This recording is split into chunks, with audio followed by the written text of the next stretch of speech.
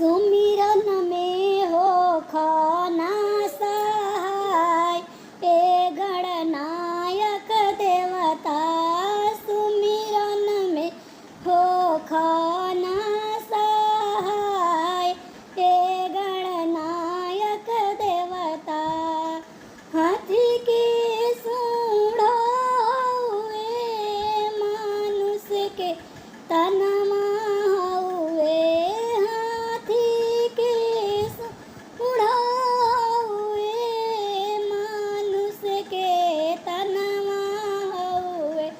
सुमिरन में हो खाना सहाय हे गणनायक देवता।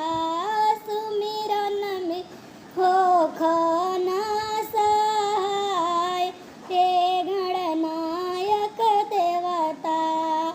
ओढ़नियन पेट हुए मुसके सवारी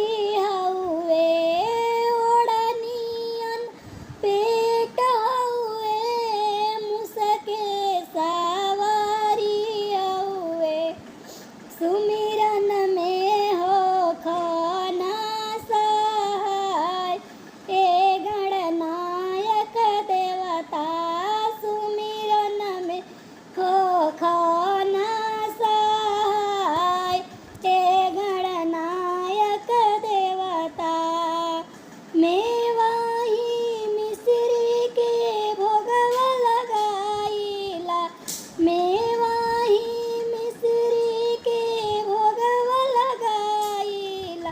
लड्डूवन के हऊ